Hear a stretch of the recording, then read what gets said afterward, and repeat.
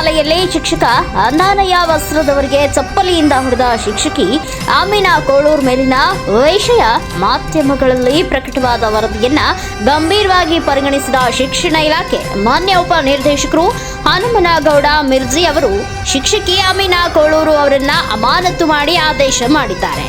ಕ್ಷೇತ್ರ ಶಿಕ್ಷಣಾಧಿಕಾರಿಗಳು ಹುನಗುಂದ ಅವರ ವರದಿಯ ಪ್ರಕಾರ ಇಳಕಲ್ ನಗರದ ಸರ್ಕಾರಿ ಉರ್ದು ಹಿರಿಯ ಪ್ರಾಥಮಿಕ ಶಾಲೆ ನಂಬರ್ 2 ಆಲಂಪುರ ಪೇಟೆ ಶಾಲೆಯ ವಿದ್ಯಾರ್ಥಿಗಳು ಮತ್ತು ಸಹ ಶಿಕ್ಷಕರ ಸಮ್ಮುಖದಲ್ಲಿ ಆಮಿನಾ ಕೋಳೂರ್ ಸಹ ಶಿಕ್ಷಕರು ಅಂಧಾನಯ್ಯ ವಸ್ತ್ರದ ಮೇಲೆ ಹಲ್ಲೆ ಮಾಡಿ ಬೋಟ್ನಿಂದ ಹೊಡೆದು ಕರ್ನಾಟಕ ನಾಗರಿಕ ಸೇವಾ ನಿಯಮಗಳು 2021ರ ನಿಯಮಗಳ ಉಲ್ಲಂಘನೆ ಮಾಡಿರುವುದು ಮೇಲ್ನೋಟಕ್ಕೆ ಕಂಡು ಬಂದಿರುತ್ತದೆ.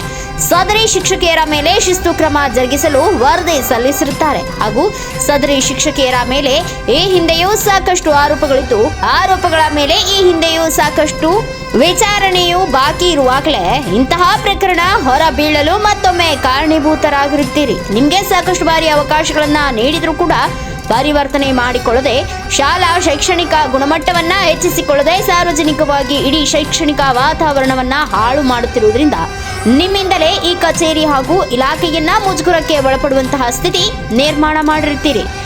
ಇವರ ವರ್ತನೆಯಿಂದ ಸಮಾಜದಲ್ಲಿ ಒಟ್ಟಾರೆ ಶಿಕ್ಷಣ ಇಲಾಖೆಗೆ ಮುಜುಗರವನ್ನ ಉಂಟು ಮಾಡಿ ಸರ್ಕಾರಿ ನೌಕರರ ನಡವಳಿಕೆಗೆ ತರವಲ್ಲದ ರೀತಿಯಲ್ಲಿ ನಡೆದುಕೊಂಡು ಕರ್ನಾಟಕ ನಾಗರಿಕ ಸೇವಾ ನಿಯಮಗಳು 2021ರ ನಿಯಮ ಸ್ಪಷ್ಟ ಉಲ್ಲಂಘನೆಯಾದ ಪ್ರಯುಕ್ತ ಸದರಿಯವರ ವಿರುದ್ಧ ಶಿಸ್ತು ಕ್ರಮ ಜರುಗಿಸುವ ಅಗತ್ಯವಿರುವುದನ್ನು ಮನಗೊಂಡು ಸೇವೆಯಿಂದ ಅಮಾನತುಗೊಳಿಸುವುದು ಸೂಕ್ತವೆಂದು ಭಾವಿಸಿ ಅಮಾನತುಗೊಳಿಸಲಾಗಿದೆ ಎಂದು ಪತ್ರದಲ್ಲಿ ಉಲ್ಲೇಖಿಸಲಾಗಿದೆ. ಏನೇ ಆಗಲಿ ಶಿಕ್ಷಕರು ಸಮಾಜಕ್ಕೆ ಮಾದರಿಯಾಗಲಿ ಎಂಬುದೇ ಸಾರ್ವಜನಿಕರ ಆಶಯವಾಗಿದೆ.